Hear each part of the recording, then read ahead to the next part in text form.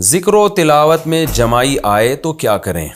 قرآن پاک کی کوئی آیت پڑھتے وقت یا ذکر اذکار کرنے سے بہت سخت اور بار بار جمائی آتی ہے تو کیا اس کا کوئی حل ہے؟ طارق صاحب اسلام آباد سے.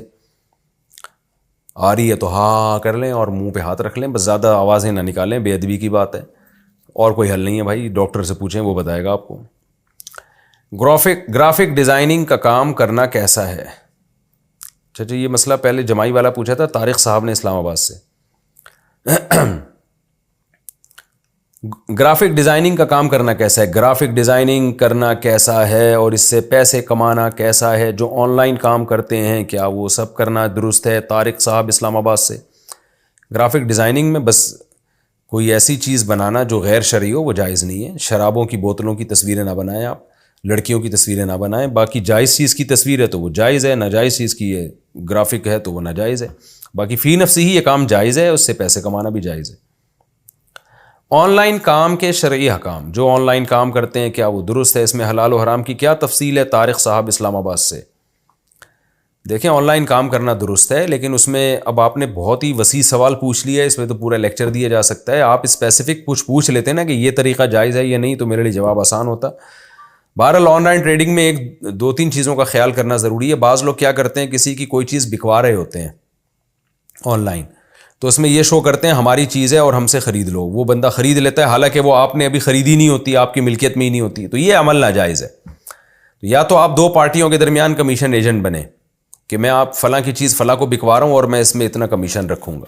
یا آپ سامنے والے کسٹمر سے یہ کہیں کہ یہ پروڈکٹ ہے، یہ تمہیں میں بیچوں گا اتنے کی. بیچ نہیں رہا، بیچوں گا، بتاؤ تمہیں قبول ہے؟ اگر قبول ہے تو میں تمہیں جو ہے نا وہ کہیں سے بھی پرچیز کر کے بیچ دوں گا، میں تمہیں اتنے کی دوں گا، کہیں سے بھی لا کے دوں میں، بس یہ میرا ہیڈیک ہے. پھر وہ اوکے کر دے تو آپ وہ چیز مارکیٹ سے اٹھائیں اور اپنے قبضے میں لیں. قبضے کا مطلب یا تو خود اپنے قبضے میں لیں یا اپنا کوئی نمائندہ بھیجیں، وہ اپنے قبضے میں لائے گا. تو اس کا آپ کا جب قبضہ ہو جائے گا پھر آپ اس کو بولیں ہاں بھائی خریدنی ہے تو یہ لو جی میں آپ کے گھر میں پہنچا رہا ہوں. یہ اس طرح سے تو جائز ہے. یہ دو طریقے ہیں آن لائن خرید و فروخت کے، ان میں سے کسی کو اختیار کر سکتے ہیں. باقی اسپیسیفک کوئی خاص چیز پوچھنی ہے تو اس کے بارے میں پوچھیں تو میں بتاؤں گا. کرپٹو کرنسی سے نفع کمانا، کرپٹو کرنسی لے کر رکھنا اور بعد میں اس پر نفع حاصل کرنا کیسا ہے؟ محمد سرور ثوابی سے. دیکھیں کرپٹو کرنسی بعض چیزیں ایسی ہوتی ہیں علماء اس میں ماہرین سے پوچھ کے ہی رائے دیتے ہیں. کرپٹو کرنسی تو ایک ڈیجیٹل کرنسی ہے نا، یہ نئی چیز ہے، تو ماہرین جو تفصیل بتائیں گے علماء اسی کے مطابق فتویٰ دیں گے. میرے پاس جتنے ماہرین تھے، ڈاکٹر ذیشان صاحب جن کا میں نے انٹرویو انہوں نے میرا لیا تھا یا پتہ نہیں میں نے ان کا انٹرویو لیا تھا یا دونوں نے ایک دوسرے کا انٹرویو لیا تھا، واللہ عالم. ان کی رائے یہ تھی، انہوں نے جو ہمیں ڈیٹیل بتائی تھی اس کے حساب سے جائز لگ رہا تھا ہمیں، تو ہم نے فتویٰ دیا جائز ہے. لیکن ایک اور بڑے عالم ہیں، عالم سے میری مراد کرپٹو کرنسی کے ماہر، جو میرے پاس ان کا نمبر بھی ہے، میں نام بھی لے لیتا ہوں، تھوڑا سا آپ لوگ ویٹ کریں.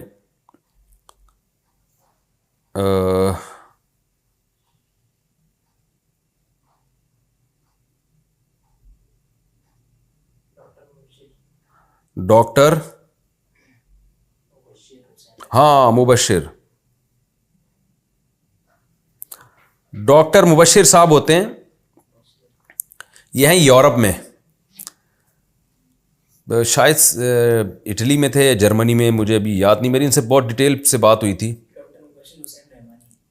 ڈاکٹر مبشر حسین رحمانی، ان سے کافی ڈیٹیل میں میری بات ہوئی ہے. ان کو یہ خود ڈاکٹر ہیں، کرپٹو کرنسی کے بہت ماہر ہیں. ان کا کہنا یہ تھا کہ یہ جائز نہیں ہے، یعنی جو ان کی رائے تھی نا، ظاہر ہے جائز ناجائز کا فیصلہ تو مفتیان کرام ہی کریں گے، لیکن جو یہ ڈیٹیل بتا رہے تھے اس کے حساب سے کرپٹو کرنسی کا جواز نہیں بنتا. تو اب چونکہ ماہرین ہی کی رائے میں اختلاف ہے تو اس لیے میں نے اپنے پرانے فتوے سے رجوع کیا. ان سے جب میری بات چیت ہوئی، ان کے پوری ڈیٹیل ہے، فیس بک پہ بھی آپ کو مل جائے گی، اور ہو سکا تو ہم اس کا لنک بھی شیئر کر دیں گے. تو اس لیے میں نے پھر اس میں توقف کر لیا ہے. بھائی جو میں نے جواز کا فتویٰ دیا تھا میں اس سے رجوع کرتا ہوں، میں ناجائز نہیں کہہ رہا، کیونکہ ایسا نہ ہو کہ کل پھر کوئی ڈاکٹر صاحب کہیں کہ یہ اس کی ڈیٹیل ہی بدل دیں. مفتی کے سامنے جو دو تفصیل آئے گی، مفتی اس تفصیل کے مطابق جواب دے گا نا. اب ایک ڈاکٹر الگ تفصیل بتا رہے ہیں، دوسرے ڈاکٹر الگ ڈیٹیل بتا رہے ہیں، تو پھر مفتی بیچارہ کنفیوز ہو رہا ہے. تو اس میں مفتی صاحب کا قصور نہیں ہے، یہ قصور یہ اس جو معلومات ہمیں مل رہی ہیں ان معلومات میں ٹکرا ہوا ہے. اس کی مثال ایسے ہے جیسے کوئی میڈیسن ہو، اب لوگ ہم سے اس میڈیسن کے بارے میں پوچھ رہے ہیں کہ یہ دوا حلال ہے یا حرام، تو میں ڈاکٹروں سے پوچھوں گا نا کہ ڈاکٹر صاحب اس کے اجزاء بتائیں. اب ایک ڈاکٹر کچھ اور بتا رہا ہے، وہ بتا رہا ہے اس میں سور کی چربی شامل ہے، وہ بتا رہا ہے اس میں فلاں فلاں حرام اجزاء شامل ہیں، دوسرا ڈاکٹر کہہ رہا ہے کہ نہیں اس میں سور کی چربی نہیں ہے. تو مفتی تو کنفیوز ہو جائے گا، وہ کہے گا بھائی ڈاکٹروں کی رائے میں اختلاف ہے کہ اس میں ہے کیا. تو جب ڈاکٹروں کی رائے میں اختلاف ہے تو ہم یہی کہیں گے بھائی ہمیں نہیں پتہ اس کے بارے میں. تو اس لیے ماہرین علماء بھی اس بارے میں زیادہ تر نے توقف کیا ہوا ہے، کیونکہ خود جو ماہرین ہیں، جو کرپٹو کرنسی کے ماہرین ہیں، انہی کی رائے میں اختلاف ہو رہا ہے. تو اس لیے جب سے ڈاکٹر مبشر رحمانی صاحب سے میرا رابطہ ہوا ہے، وہ اس فیلڈ کے ماہر ہیں، تو اس لیے میں نے توقف کر لیا بھائی جب تک کوئی چیز نکھر کے سامنے نہیں آئے گی 100% کرپٹو کرنسی کے بارے میں، اس وقت تک ہم توقف کریں گے. جامعۃ الرشید میں بھی جو جامعۃ الرشید کا آفیشیل فتویٰ ہے، دارالعلوم کرنگی کا جو آفیشیل فتویٰ ہے وہ بھی یہی ہے. اگرچہ جامعۃ الرشید ہی میں بعض مفتیان کرام اپنے طور پہ اس کو جائز کہہ رہے ہیں، لیکن جو جامعۃ الرشید یا دارالعلوم کرنگی کا یا دیگر بڑے اداروں کا جو آفیشیل ایک فتویٰ ہے وہ یہی ہے کہ بھائی اس کے بارے میں معلومات ہمیں جو ہے نا وہ کلیئر نہیں ہے، اس لیے سب نے اس میں توقف کیا ہوا ہے اس میں جب تک. اور دیکھیں الحلال ابین والحرام ابین، حدیث میں آتا ہے حلال بھی واضح حرام بھی واضح، اور کچھ چیزیں مشتبہات میں ہیں. تو بہتر یہی ہے کہ جب تک 100% اس کے جائز ہونے کا یقین نہیں ہوتا، مشتبہات میں تو ہے، بہرحال مشتبہات سے بچنا ہی بہرحال بہتر ہے.